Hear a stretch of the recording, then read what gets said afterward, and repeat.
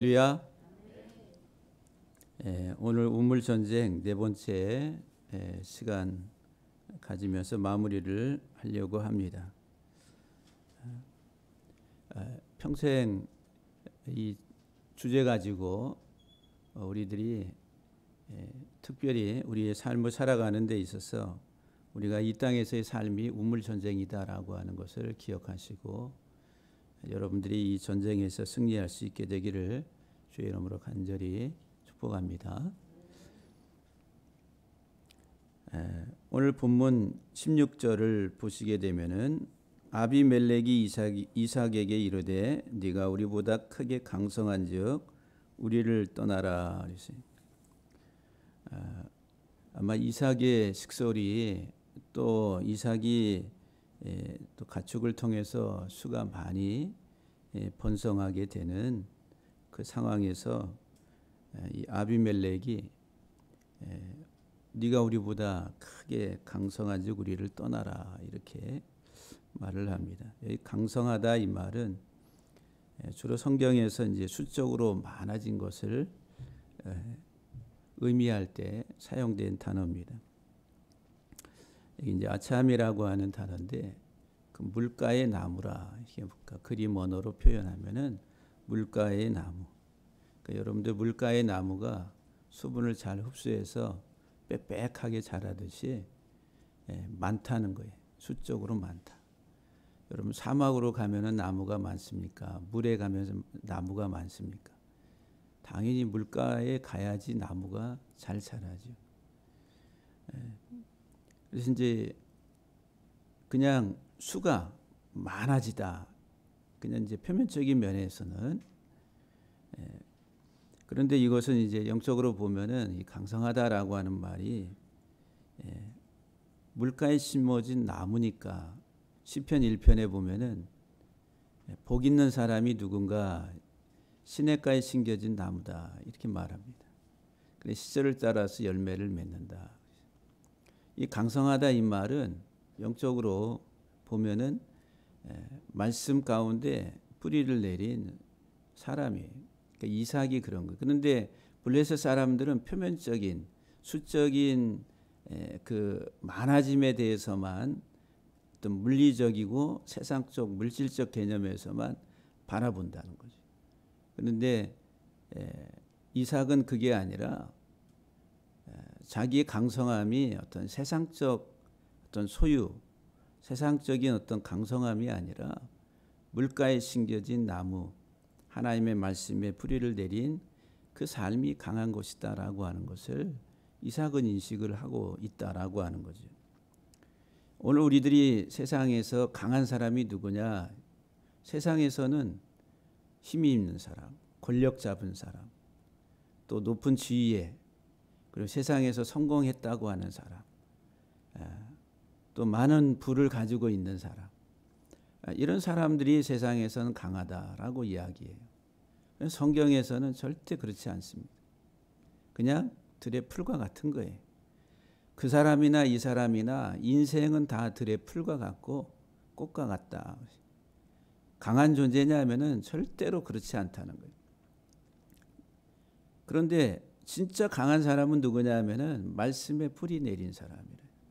하나님의 말씀에 뿌리 내린 사람이 강성한 사람이다라고 하는 거예요. 근데 블레셋 사람들은 깨닫지를 못해. 이 블레셋이 상징하는 게 세상입니다. 세상. 세상의 문명, 세상의 문화, 세상의 융성함. 그게 이제 블레셋이에요. 근데 그들은 표면적, 눈에 보이는 현상적인 것만을 보지 눈에 보이지 않는 영적 하나님의 세계를 보질 못하고 있다는 거예요. 오늘 우리가 이 세상 살아가면서도 우리의 사고체계, 인식체계 자체가 눈에 보이는 현상 세계에 국한되어 있다는 거예요. 그래서 우리들은 현상을 추구하고 현상을 따라갑니다. 평생 동안 그래요. 정말 눈에 보이지 않는 영적 하나님의 본질의 이 세상을 보질 못하고 있다라고 하는 거예요. 그런데 이제 현상적인 물질적인 어떤 또 수적인 강성함으로 인해 가지고 아비멜렉이 이삭에게 이곳을 떠나라 그러니까 17절에 보니까 이삭이 그것을 떠나 그랄 골짜기에 장막을 쳤다 그랬어요. 그랄이라고 하는 말이 까라르라고 하는 히브리 동사에서 끌어당긴다, 끌다라고 하는 동사에서 책임질하다라고 하는 거예요. 책임질. 그랄이라고 하는 말이 책임질이란, 되책임질이라고 하는. 우리는 이 세상 살아가는데 양떼라 그래서 양떼. 우리가 지금 시편 23편을 이야기하고 있잖아요. 여호와는 나의 목자시니, 하나님 우리 목자시, 우리는 그분의 양떼, 초원이라고 하는 히브리 단어. 이 초는 이동하다 또는 이민 간다, 이런. 그래서 이제 이 초는 양이라고 하는 그 단어의 본질적 의미는 이동하는 무리, 나그네라는 게, 나그네. 항상 이주에 가면서 물을 찾고 또 풀을 찾고 이 세상 사는 동안에 나그네의 삶을 상징하는 게 양물이라, 양떼라. 근데 이 그라이라고 하는 이 단어가 책임질. 반추동물이라고 그래요. 반추동물. 위가 4개가 있는 초식동물들.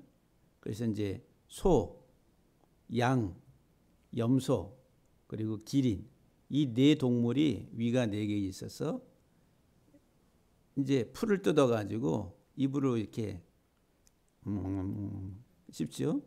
그래서 이제 위로 내려가요. 위가 4개가 있어요. 위가. 그래서 이제 첫째 위로 내려가서 그것을 이제 위에서 소화시키려고 작용을 하죠. 그러면 거기에서 이제 2번째 위로 내려가요. 2번째 위에서 막 하다가 이제 이게 아직 분해가 안 됐으니까 해가지고 다시 토하듯이 입속으로 다시 올라와요. 그럼 입에서 다시 해가지고 다시 위로 내려보내. 첫 번째. 그 첫 번째 위에서 또 2번째 위로 내려보내. 그래 안 되니까 또 다시 해가지고 다시 올려보내서, 그러기를 이제 여러 번 반복하다가 그 다음에 3번째, 4번째 위에 가서 흡수를 하게 되는, 이게 이제 되새김질이라고 그래요. 되새김질하는 동물들, 이 반추동물이라고 그러죠. 그런데 이 양무리가 되새김질하는 동물이에요. 근데 이 그랄이라고 하는 이 지명의 뜻이 뭐냐면은 체류자, 이제 되새김질한다라고 하는, 되새김하는 그 땅에 이제 갔다라고 하는 거예요. 게라라고 하는. 그러니까 지금 이 목자인 이삭이 양떼를 데리고 어디로 가요? 이 되새김질하는 그랄 지역의 골짜기로 갔다라고 하는 거예요. 여기 이제 가라르라고 하는, 게라라고 하는 이 끌어당긴다라고 하는 이 말이 나그네의 삶을 표현한다라고 하는 거예요. 그래서 이제 이 그랄이라고 하는 뜻이 숙박하는 곳, 체류자, 책임질하는 사람이라는 거예요. 그랄이라는 게 그 체류한다, 머무른다, 그리고 숙박한다, 책임질한다라고 하는. 근데 이제 이 단어의 의미가, 영적인 의미가 뭐냐면은 양떼로서의 삶을 표현한다라고 하는, 양무리들의 양떼로서. 그런데 이 양무리의 양떼의 삶은 이 세상에서 이 구루라고 하는, 게라할 때 구루라고 하는 단어가 체류하다, 나그네의 삶을 이야기하면서 또 한 가지 의미가 뭐냐면은 싸운다는 거예요. 싸움. 그러니까 나그네의 인생의 삶은 싸움이에요. 싸움을 수행하는, 영적 전쟁을 하고 있다라고 하는 거예요. 이 세상 살아가는 우리의 인생의 삶은 전쟁이란, 전쟁. 이 세상은 전쟁터라고 하는 거죠. 그런데 이 그랄이라고 하는 단어의 의미가 책임질하는데 뭐를 책임질하냐면은 머리이신 예수 그리스도를 책임지라는 거예요. 게라, 이게 이제 책임질, 뒤에 레시라고 하는 이 사람의 머리가 들어가 있는 그림 문자예요. 그러니까 책임질한다. 무엇을 책임질하냐면은 우리가 살아가는 이 땅에 있어서 예수 그리스도를 계속 책임질하는 거예요. 양무리들은 뭐를 먹느냐 하면은 예수 그리스도를 먹는 사람들이라.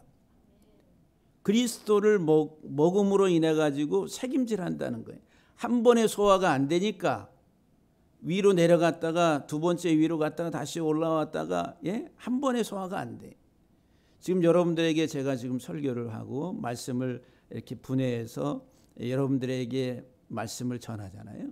근데 이 말씀이 한 번에 제가 생각하고 제가 깨달은 거에 대해서 여러분 이렇게 설교를 하는데 여러분들은 몇 프로를 받을 수 있느냐 하면 사람마다 다르죠. 그러니까 어떤 사람들은 이게 첫 번째 입에 들어가서 이게 씹히지가 않는 처음서부터. 근데 조금 씹히는 사람은 위로 갔는데 여기서도 안 되고 안 되니 다시 또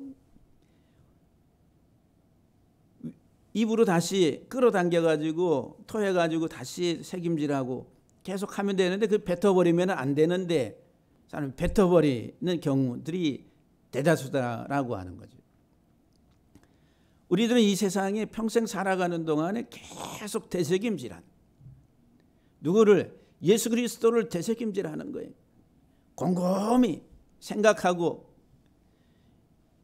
예수 그리스도를 알아가는 그 되새김질하는 그 그랄이라고 하는 것에 골짜기라는, 골짜기, 이게 나할이라고 해요. 나할.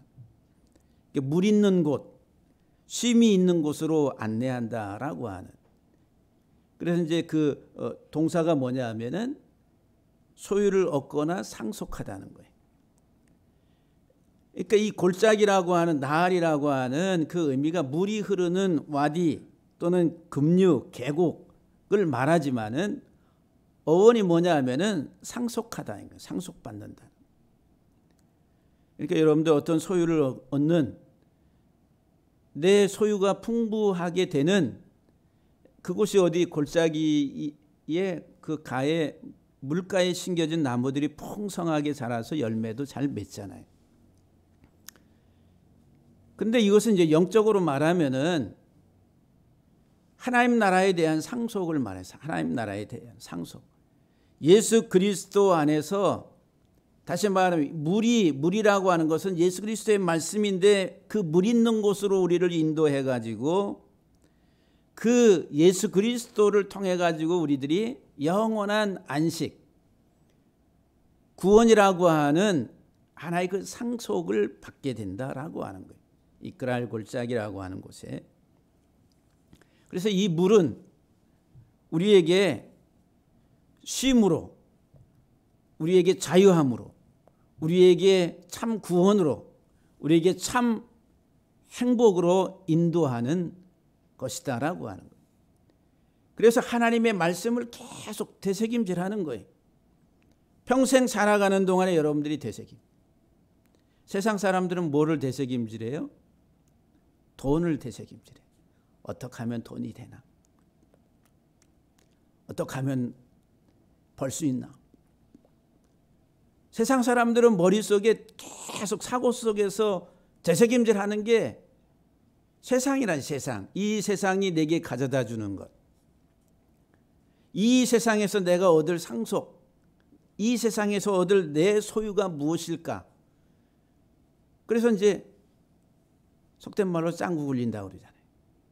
어떻게 하면은 그게 이제 세상 살아가는 사람들의 삶의 모습이다라고 하는 거예요. 그 영적인 것과 이제 세상의 것들을 가지고서 하나님은 우리에게 영적인 하나님 나라를 우리에게 말씀하고 있는 거예요. 그래서 하나님은 우리에게 비유로 말씀하지 아니하고는 하나도 말씀하시지 않는다. 그래. 모든 게 다 온통 우리 삶 자체가 눈에 보이는 이 현상 세계를 가지고 영원한 것을 설명하고 있다라고 하는 거예요. 오늘 본문 18절에 보면은 그 아버지 아브라함 때 팠던 우물들을 다시 팠으니, 그랄로 내려가 가지고 그랄 골짜기에서 아버지 아브라함 때 팠던 우물, 이 말은 아브라함도 말씀의 사람이었다라고 하는 거예요. 하나님의 언약의 말씀의 사람, 말씀의 우물을 가지고 살아갔던 사람, 이 세상의 물질 세계를 지향하고 살아갔던 사람이 아니라 영원한 하나님 나라를 바라보면서 말씀 지향적인 삶을 살았던 사람이다라고 하는 거예요. 그래서 이제 믿음의 사람들을 이야기할 때 히브리서 11장에서 다 나그네로 살았음을 증거했다 그래요. 아벨도 그랬고, 아브라함도 그랬고, 모세도 그랬고, 아브라함의 사례도 그랬고, 이들은 다 이 세상 살아가면서 이 세상이 나의 영원한 집이 아니라 나그네임을 증거하였다. 그래, 나그네임을 증거했다는 거예요. 그 나그네임을 증거하면서 그들의 삶은 믿음으로 살았다는, 뭐에 대한 믿음이에요? 하나님에 대한 말씀에 대한 믿음으로 살았다라고 하는 거예요. 그 아버지 아브라함 때 팠던 우물들을 다시 팠으니 이는 아브라함이 죽은 후에 블레셋 사람들이 그 우물을 메웠습니다. 세상은 하나님의 진리의 말씀을 계속 메웁니다. 뭐로 메워요? 메워요? 가시떨기로, 흙으로. 하나님의 언약을 깨트리고 배반하게 하고, 뭐를 통해서? 세상 것을 보여주면서 계속 메꿔요. 그럼 우리의 여기 샘이 터져야 될 이 밭에, 이 마음에, 여기 샘에 계속 블레셋 사람들이 갖다 메꾸는 거예요. 뭐를? 하나님의 말씀이 이렇게 분출하지 못하도록 세상의 가시덤불, 이생의 사랑과 물질의 유혹과 세상 염려와 세상의 쾌락, 이런 것들을 갖다가 계속 메워버리는 거예요. 그러니까 이 말씀이 터져 나오지를 못하는 거예요.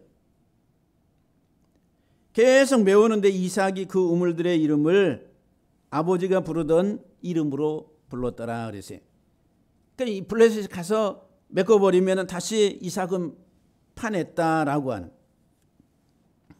이 블레셋이 우물을 메웠는데, 이 블레셋은 조상이 누구냐면은 노아 홍수 때 셈과 함과 야벳, 노아의 자손, 셈, 함, 야벳을 통해서 세상에 온 족속이 다 퍼지게 됩니다. 근데 셈, 함, 야벳 가운데 함의 자손이 블레셋이에요.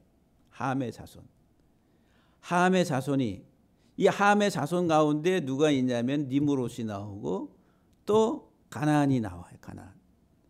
그 지금 우리가 이제 가나안 땅, 하나님이 가나안 땅으로 인도하셨잖아요.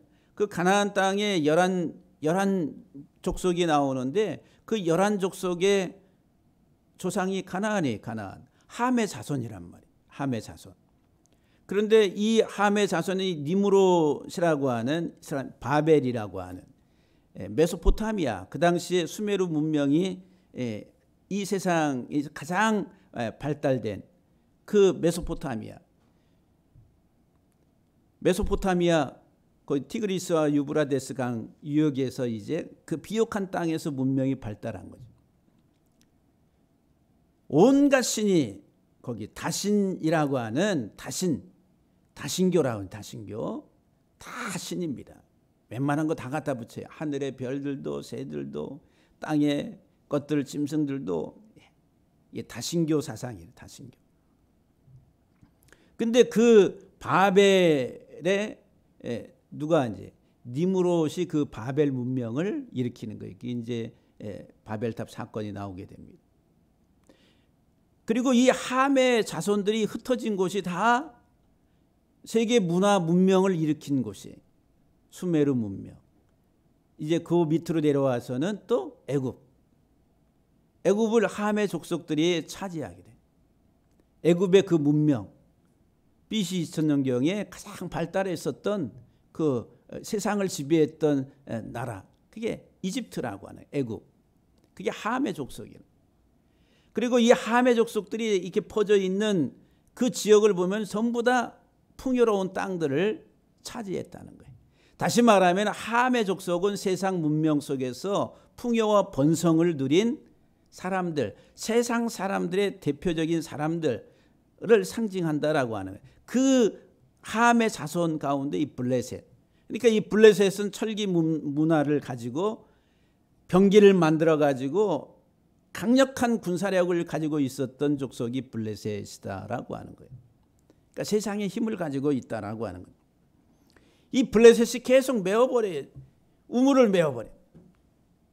하나님의 진리의 말씀을 세상이 자꾸 메꾼다라고 하는 거예요.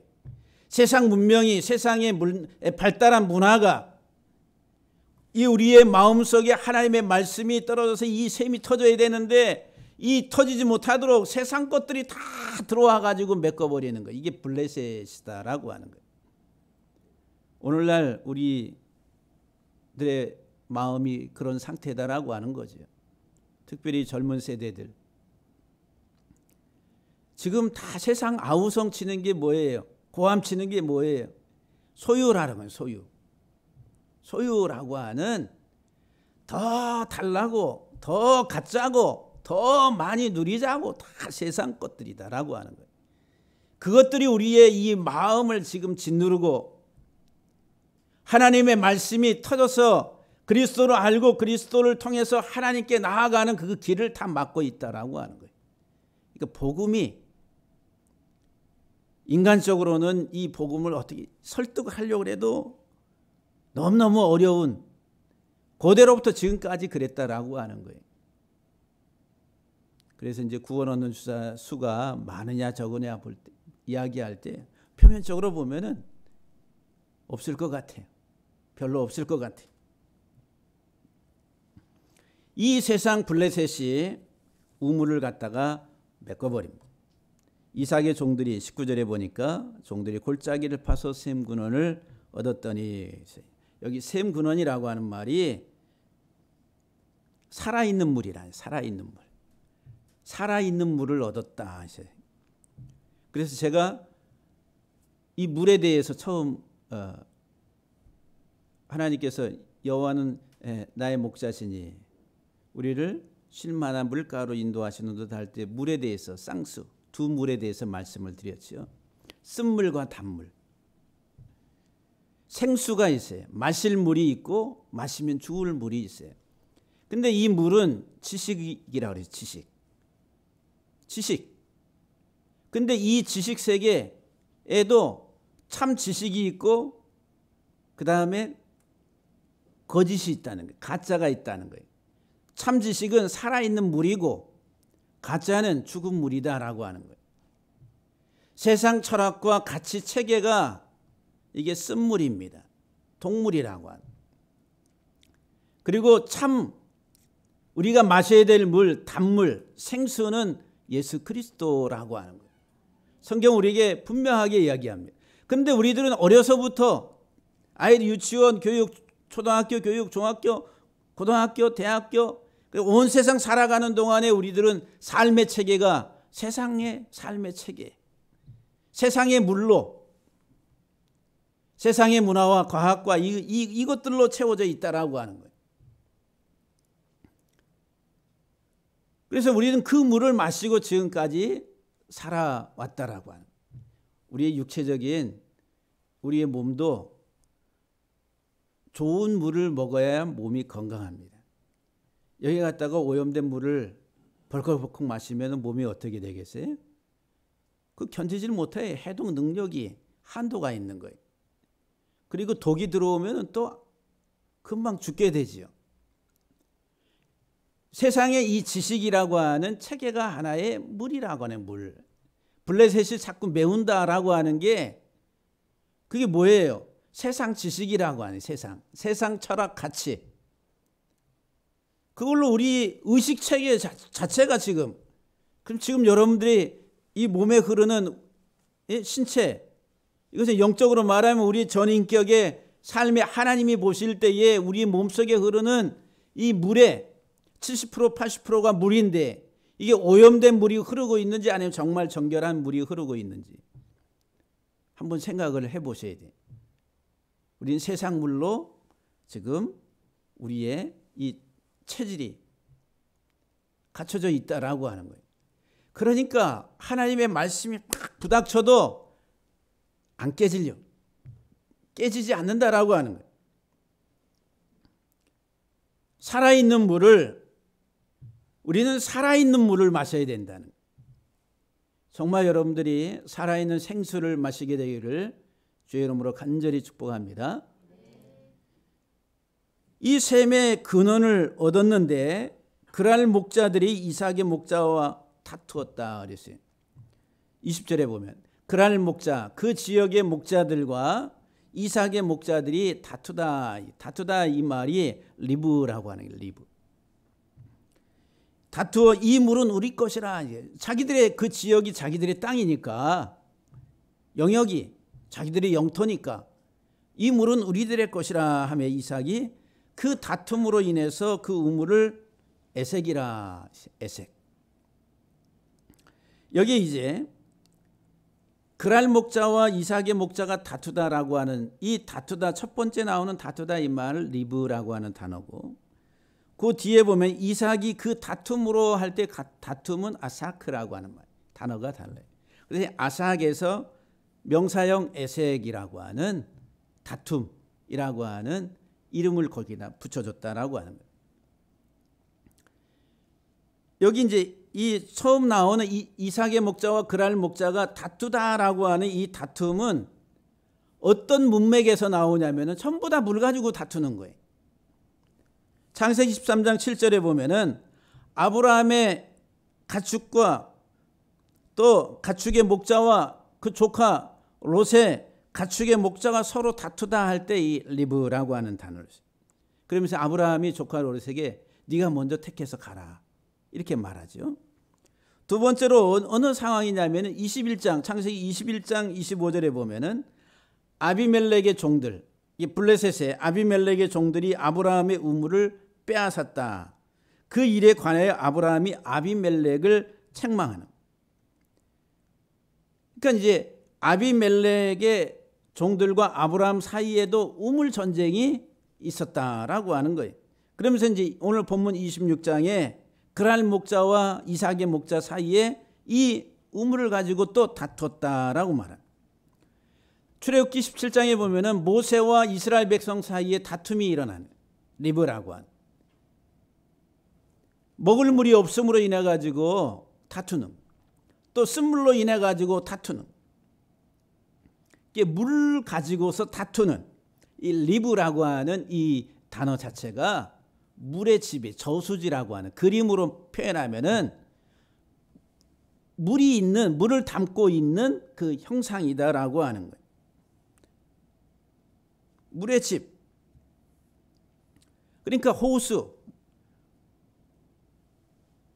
세상 사람들은, 이 세상 사람들은 물을 바라볼 때에, 이 땅의 사람들, 일반적인 보편적인 사람들은, 그 당시의 사람들은 물을 바라볼 때에 물 자체가 생존의 가장 중요한 요소잖아요.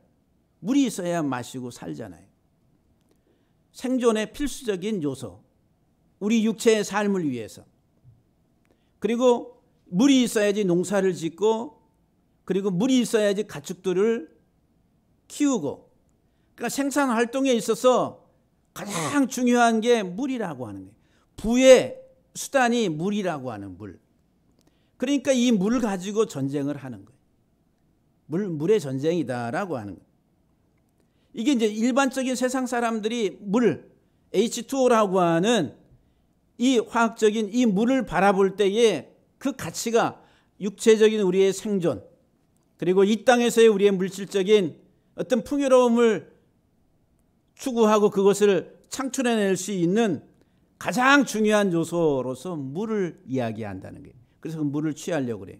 지금 이 그랄 목자들이, 블레셋의 그랄 목자들이 물을 이렇게 빼앗으려고, 우물을 빼앗는 이유가 뭐냐면은 자기들의 생존을 위해서, 이 땅의 생존을 위해서, 그리고 그들의 가축의 풍요로움을 위해서, 번성을 위해서 빼앗으려고 하고 있다는 거예요.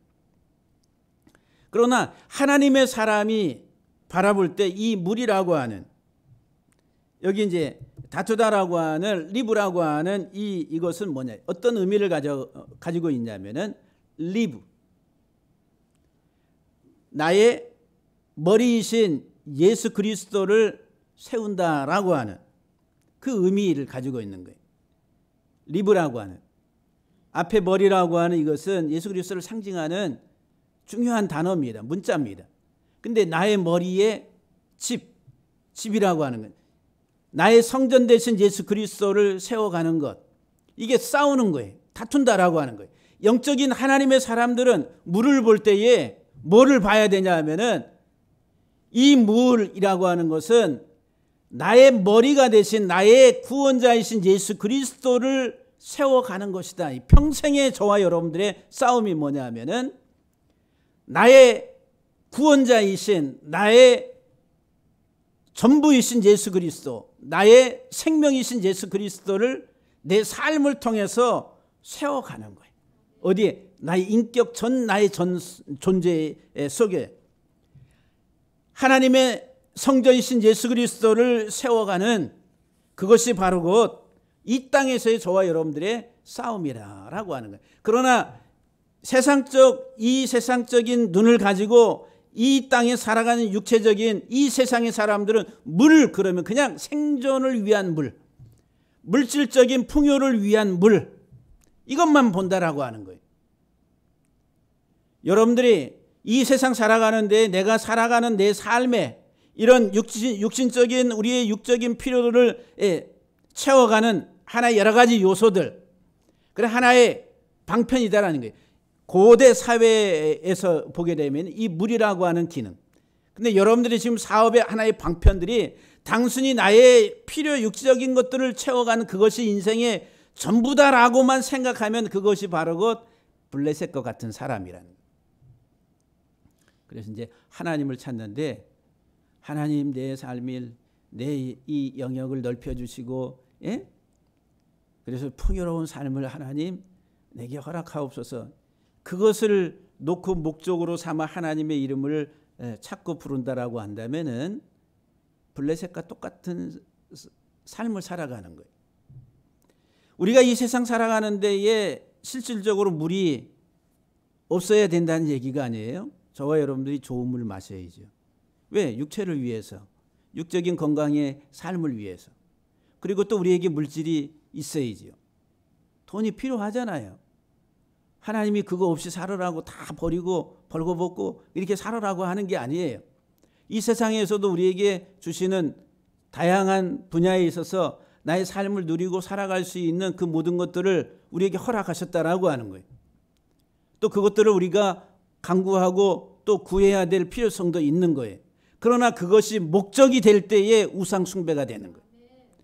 그게 목적이 아니라 그것을 통해 가지고 하나님이 영적인 것을 보게 하시는 거예요.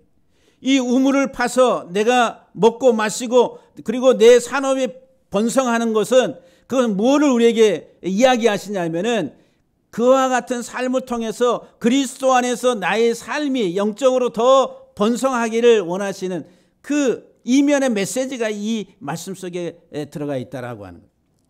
그러니까 세상의 현상만 보고 있는 블레셋에게 그냥 과감하게 이삭이 이 우물을 넘겨주고 에색이라고 하는 하나의 그 단어를 갖다 붙이면서 다툼이다라고 하는 단어를 붙이면서 떠나가게 됩니다. 그래서 이 다툼이라고 하는 에색, 아사크라고 하는 이 단어의 의미가 뭐냐면은 아인, 눈이 있어요. 눈. 앞에 문자가 아인. 그 다음에 뒤에 있는 슈크라고 하는 이 두 문자가 풍부라고 하는 풍부. 그러니까 눈이 뭐를 바라보고 있는 거예요? 풍부, 풍요로움. 세상의 다툼이 무엇으로부터 와요? 내가 더 갖기를 원하고 내가 더 풍부하기를 원하고 어쩌든지 저놈보다 내가 더 소유해야 되겠다라고 하는, 내가 멸시와 갈시를 받지 아니하고 이 세상 살아가는데 내가 사람 구실하고 살아가려면 어떻게 하든지 내가 풍요로워야 된다라고 하는 이 생각 속에서 더 가지려고, 더 뺏으려고 그 세상의 풍요를 바라볼 때에 다툼이 일어난다. 이 아삭이라고 하는 이 단어. 세상의 풍요라고 하는. 그러면서 이 아인이라고 하는 눈, 그리고 그 앞에 이제 두 문자가 아사 그러면은 성취하다, 완성하다 이런 말, 열매 맺는다는 거예요. 끝에 가서 열매 맺는. 그래서 사람들은 세상의 풍요를 추구하면서 나중에 내가 성공하기를 원한다는. 끝에 가서 성공, 내가 열매 맺기를 원한다. 이게 이제 세상 살아가는 우리들의 삶의 모습이다라고 하는 거죠. 지금 다 우리 젊은 우리 청년들도 마찬가지고 어떻게 돈 벌어가지고 내가 어떻게 성공해야지. 우리는 세상적 사고방식이 그래. 이 에색이라고 한 단어의 그림이 바로 그것을 먼저 표면적으로 우리에게 설명해 줍니다. 풍요를 추구하고 그것을 통해서 성공하고 이게 이제 이 세상적인 하나의 그 삶의 가치다라고 하는 거죠. 그런데 이 다툼이라고 하는 에색이라고 하는 이 단어 속에는 세상 사람들은 그렇게 생각하지만 그러나 하나님의 자녀들은 이 에색이라고 하는 이 다툼이라고 하는 단어 속에서 뭐를 생각하냐면은 배움이라는 배움. 끝까지 배운다라고 하는 거. 끝까지. 다툼의 원인이 뭐냐 하면은 배움이라는 거, 배움. 예수 그리스도를 알고 배워가는 그 삶에 대해서 우리에게 설명하고 있는 거예요. 저와 여러분들이 이 세상에서 풍부해진다, 풍요로워진다라고 하는 것은 배움이라는 배움. 끝까지 슈크라고 하는. 그래서 여러분들 제가 여러 번 말씀을 드렸는데 대학을 상아탑이라고 그래요. 상아탑. 그렇죠? 상아탑. 상아가 뭐예요? 코끼리 이빨이란 말이에요. 코끼리 이빨. 코끼리 이빨이 상아인데 대학을 상아탑이라고 그래요. 코끼리 이빨의 탑이다. 이해가 안 돼. 근데 제가 이 히브리 문자를 공부하다 보니까 히브리 문자 22개 자음 가운데 21번째 자음이 코끼리 이빨이에요. 쉰이라고 하는.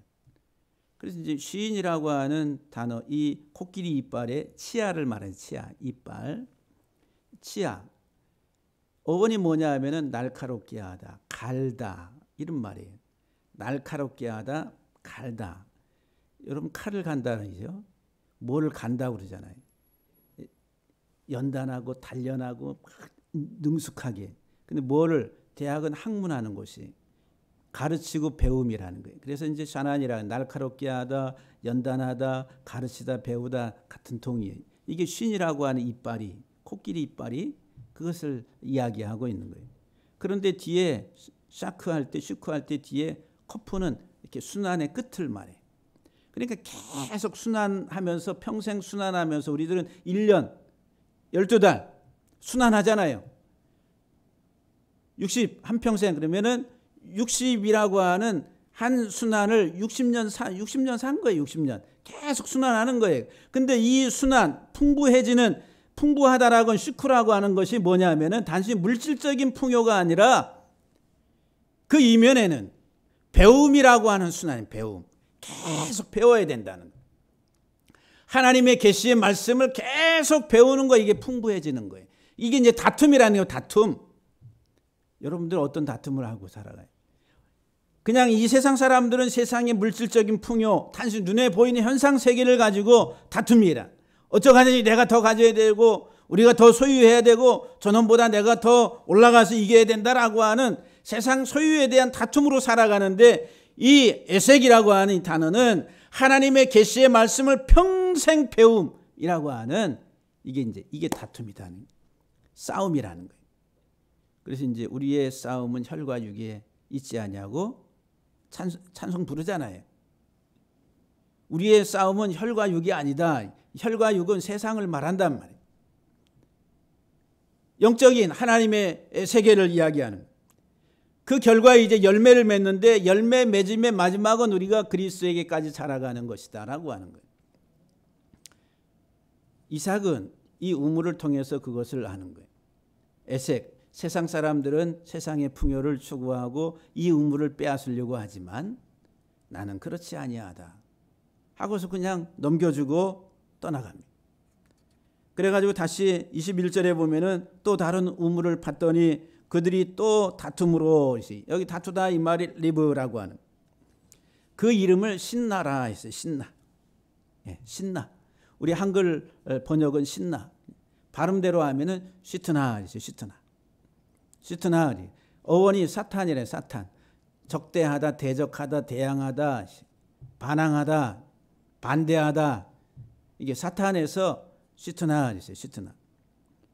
그러니까 이 신나라고 하는 이 우물의 이름은 적대, 대항, 반대, 예?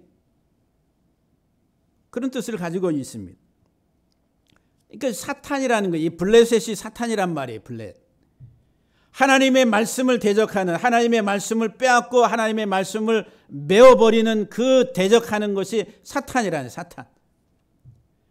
그러면 아까 제가 여러분들에게 이 세상 자체가, 이 세상 임금이, 예수님이 이 세상 임금이 누구라고 그랬어요? 마귀라고 그랬잖아요. 이 세상에 지식 체계를 지배하고 다스리고 통치하는 자가 누구냐면 마귀라, 사탄이란 말이에요. 이 세상의 문명과 문화와 이 세상 가치가 얼마나 좋으냐 하면서 우리의 이 마음에다 계속 주입하는 게 누구냐면 사탄이란 말이에요. 그래야 이 사탄이라고 하는 말 속에는 생명을 삼키는 자예요. 생명을 삼키는 자. 사탄이라고 하는 뱀의 이빨로 생명을 뱀의 이빨로 부숴버린다는 거예요. 그러니까 뱀의 입이라는 거예요. 뱀의 이 속에 물리면은 어떻게 되겠어요? 독이 있잖아요. 독에 물려서 다 죽게 된다는 거예요.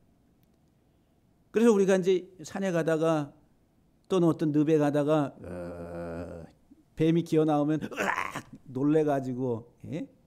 그래서 저도 이렇게 봄 때 이렇게 이제 좀 지나면은 좀 잔디가 있고 풀이 있고 이렇게 나뭇가지 있고 그러면 제가 우리 운동장 할 때 그 밑으로 이렇게 공이 내려가면은 거기 이제 막 나무에다가 막 있어요. 뱀이 있나? 나오지도 않을 텐데 괜히 뱀 나오나, 뱀이 있나, 막 두리번 하면서 그렇게 가거든요. 그러니까 우리는 이 뱀 그러면 뭔가 어떤 혐오하는 어떤 그런 느낌들을 다 가지고 있어요. 근데 애완용으로 막 그런 사람들도 있더라고요.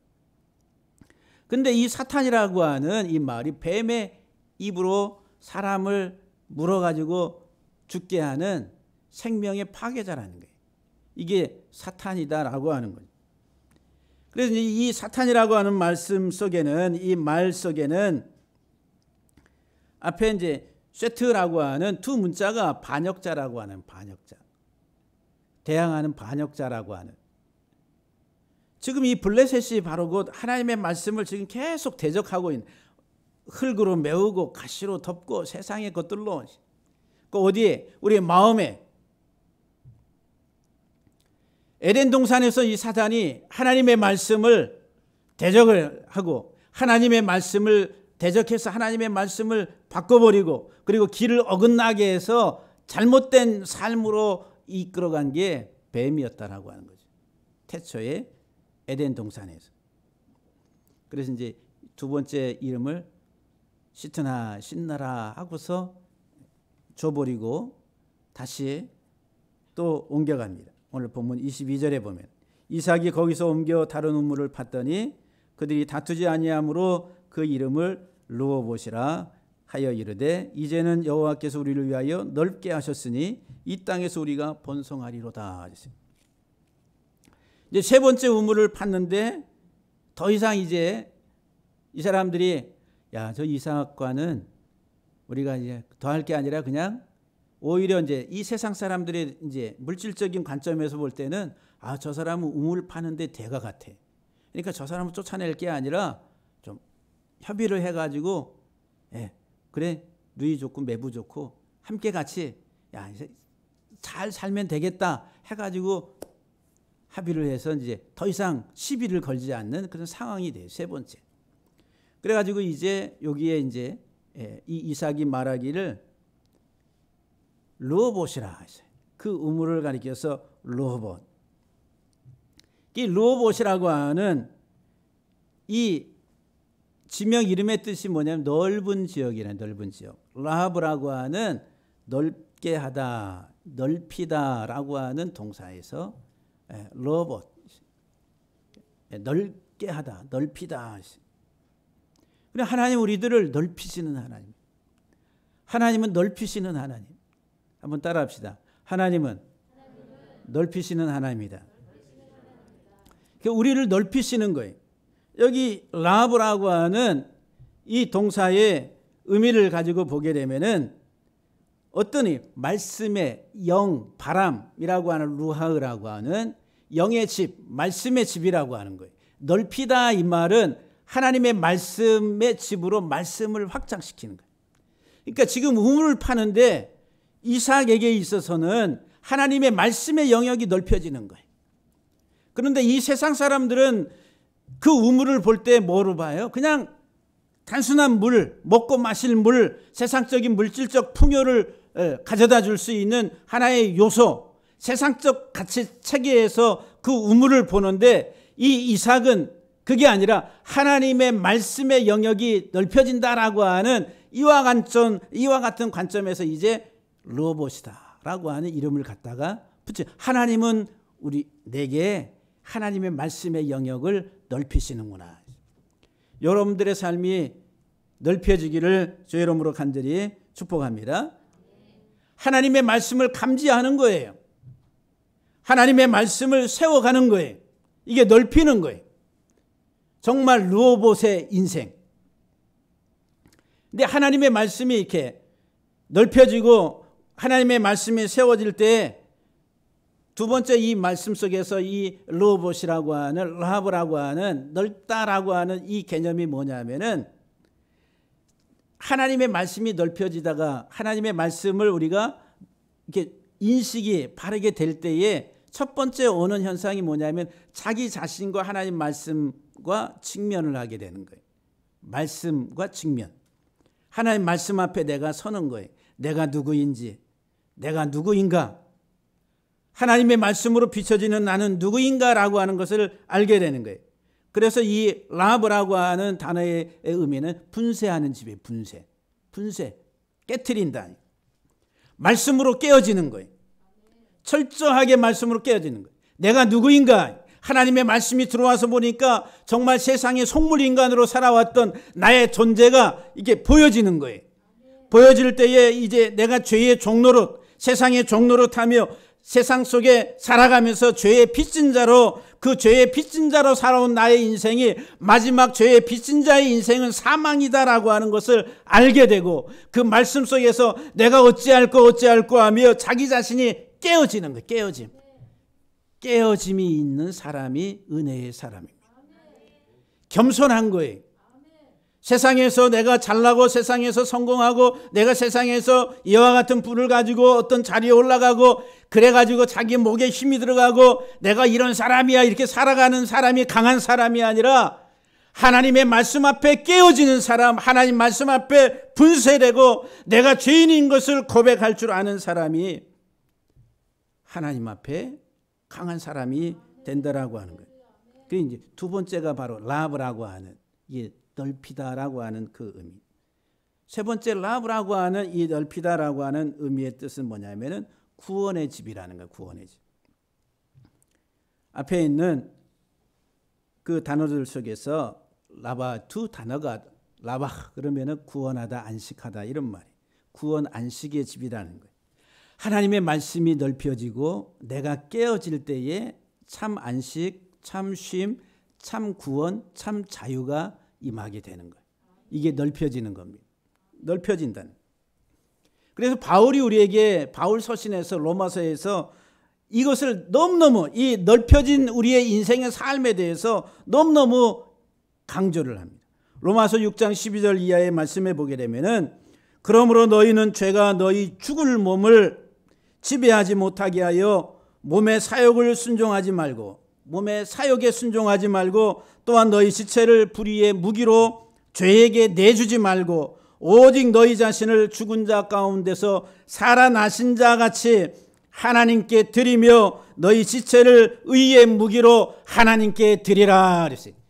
죄의 종로로 타지 말고 더 이상 몸의 사욕을 따라 살지 말고 너희 지체를 불의의 무기로 도구로 사용하지 말고 오직 죽은 자 가운데서 살아난 자 같이 누구예요? 예수 그리스도라는 거예요.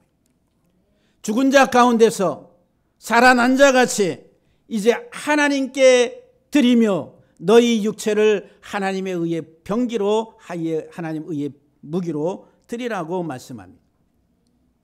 우리들이 크게 오해하고 있는 말씀 가운데 시편 81편 10절 말씀에 나는 너를 애굽 땅에서 인도하여 낸 하나님 여호와이니 내 입을 크게 열라 내가 채우리라. 그래서 이제 이 말씀을 내 입을 크게 열라 그러면 하나님이 딱 채워주신다. 어떤 개념으로 이해하냐면은 구하라, 찾으라, 두드리라, 입을 크게 열라. 그 네가 무엇이든지 구하는데 하나님께 다 채우리라. 어떤 개념으로 이해하고 어떤 개념으로 받아들였냐면은 하나님은 너무 좋으신 하나님, 내가 원하시는 것 다 입을 크게 열면은 하나님이 채워주신 하나님. 우리 세상적 개념에서. 근데 그런 얘기는 누가 했냐면은 사단이 했어요. 그런 사고 체계의 이야기는 누가 했냐면 사단이 한 거예요. 사단. 뱀이 한 거예요. 뱀. 내 눈이 밝아서 하나님처럼 되고 야, 내가 이 세상의 모든 영광을 다 내게 다 주리라. 누가 했어요? 마귀가 했어요. 사탄이 했어요. 근데 우리들은 기도하고 할 때 네 입을 크게 열라. 네가 구하는 무엇은 다 채우리라. 이 하나님의 성령의 집회인지 마귀의 집회인지 알 수 없는, 분간할 수 없는 미혹의 상태에 있는 영적 혼돈의 세계.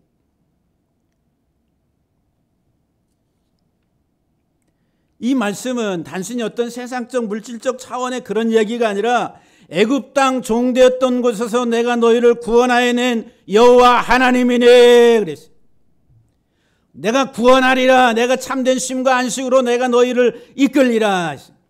네 입을 열라. 이 말은 하나님의 말씀의 영역에서 우리가 하나님의 말씀을 그 말씀을 확대시켜가는 거예요. 하나님의 말씀으로 내가 더욱더 충만해져가는, 하나님의 말씀을 감지하고 하나님의 말씀을 느끼고 하나님의 말씀을 세워가는 그 삶을 통해 가지고 내가 죽을 죄인인 것을 알고 하나님 앞에 주여 나를 구원하옵소서, 주여 나를 구원하여 주옵소서. 이 사망의 몸에서 나를 구원할 자가 누가 있겠습니까? 오직 하나님 한 분밖에 없다. 그래서 그 하나님 앞에 부르짖는 게 바로 그 내 입을 크게 열라. 사랑하는 성도 여러분들이 정말 넓은 은혜를 받게 되기를 주 이름으로 간절히 축복합니다. 이 넓히다라고 하는 개념이 마지막에 라브 할 때 뒤에 하브라고 하는 단어가 가슴의 가슴, 사랑이라는 사랑. 사랑하다에서 가슴, 하바브, 사랑하다에서 하브, 가슴, 사랑이. 앞에 있는 레시라고 하는 것은 사람. 하나님의 말씀으로 가슴이 넓혀지고 하나님의 말씀으로 내가 깨어지고 하나님의 말씀으로 내가 구원과 휴식과 쉼을 얻은 사람은 이제 하나님의 사랑 안에서 하나님의 사랑의 사람이 된다는 거예요. 요한일서 4장 7절 이하 12절 말씀에서 사랑은 하나님께 속한 것이니, 진짜 참 사랑은 하나님께 속한 것이다. 하나님이 우리를 사랑하셨다. 그 하나님의 사랑이 무엇으로 나타났냐면은 하나님의 아들 독생자 예수 그리스도를 이 땅에 화목제로 보내신 것이 하나님이 우리를 사랑하신 증거라. 그러므로 이제 너희가 서로 사랑하라. 서로 사랑하면 하나님이 너희 가운데 하나님을 사랑하는 자는 하나님을 본 자요, 하나님을 사랑하는 자는 하나님이 그 안에 거주한다라고 이야기합니다. 하나님이 나를 사랑한 것처럼 우리가 서로 사랑하라고, 우리가 서로 사랑할 때 우리 안에 하나님이 거하신다라고 사도 요한이 우리에게 말씀합니다. 사도 바울이 에베소 3장 19절 18절 말씀 속에서 예수 그리스도를 통한 하나님의 사랑을 이야기합니다. 너희가 하나님의 사랑에 깊이와 하나님의 사랑의 길이와 하나님의 사랑의 높이와 하나님의 사랑의 넓이를 알고 깨달아서 하나님의 모든 충만하심으로 너희에게 충만케 되기를 원한다라고 말씀합니다. 하나님의 사랑으로 막 가슴이 넓혀지는 거, 이게 르호봇. 이게 르호봇이라. 르호봇. 세상의 것들로 채워져서 세상의 것들로 넓혀지는 것이 아니라 하나님의 사랑이 얼마나 위대한 것인지 그 하나님의 사랑을 알고 깨달아서 그 사랑의 깊이와 높이와 넓이와 길이를 알아가는 그 사람, 하나님으로 충만한 하나님의 모든 것으로 충만케 된 사람, 이게 르호봇의 사람이라. 이삭의 삶의 모습 속에서 나타난 오늘 저와 여러분들의 삶이 온전하게 정말 우물전쟁에서 이 세상 우물전쟁에서 승리하게 되기를 주 이름으로 간절히 축복합니다.